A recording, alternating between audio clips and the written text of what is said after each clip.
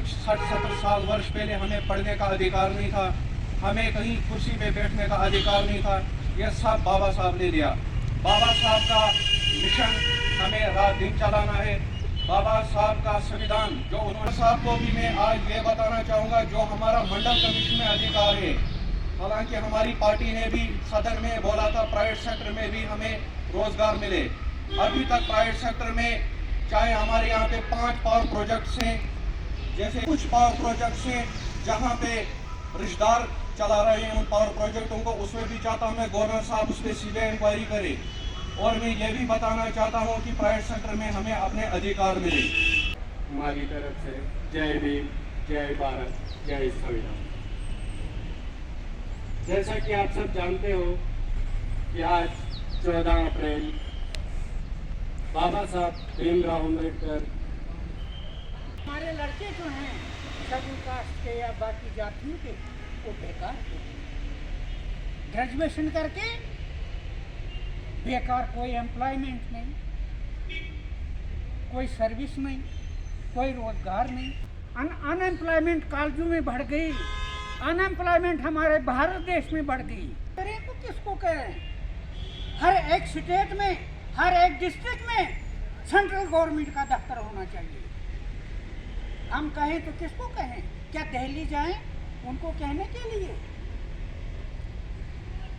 Home minister को कहने के लिए, अमित शाह को कहने के लिए? वहाँ तक हजारों रुपया लग जाता है। कहाँ से लाएंगे उतना पैसा? फिर पहुँचेंगे प्रधानमंत्री के पास, फिर पहुँचे। पिछड़े, आदिवासी और माइनॉरिटी के लोग एक हो जाएंगे, उस दिन हम बड़ी से बड़ी ताकत से हम लड़ सकते हैं। फिर ये महापुरुषों का जो आंदोलन था, हमारे ज्योतिबा फुले, छत्रपति शाहूजी महाराज, नारायण गुरु, पीर रामास्वामी, डॉक्टर भीमराव अम्बेडकर, और बाबा साहब का दूसरा नाम ही था काशीराम। और काशीराम का ये आंदोलन फिर आगे हमारी राष्ट्रीय अध्यक्ष आदरणीय बेन कुमारी मायावती जी ने चलाया। उन्होंने घर घर के अंदर बाबा साहब की और मान्यवर काशीराम की विचारधारा को पहुंचाया।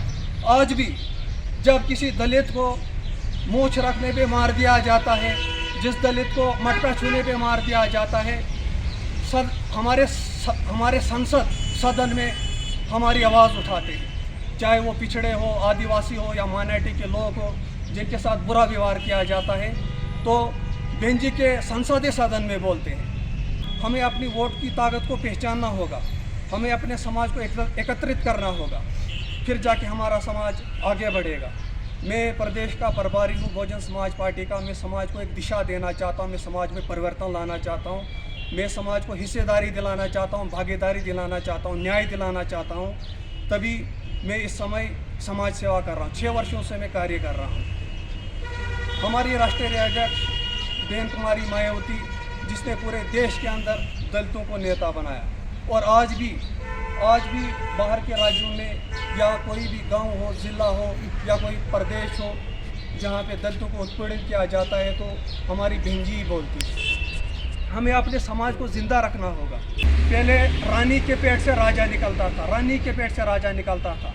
मनुस्मृति के कानून में हम दलितों को, पिछड़ों को, आदिवासियों को हमें तो वोट देने का अधिकार भी नहीं था। हम कहाँ से राजा बनते थे? लेकिन अब झोंपड़ी से राजा निकलता है, गरीब के घर से अब राजा निकलता है। लेकिन पहले सिर्फ रानी के पेट से राजा निकलता था, आज गरीब के घर से राजा निकलता है। वो किसकी देन है?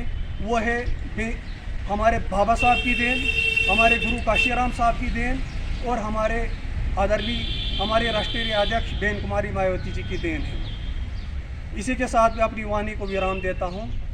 जय भीम साथियों।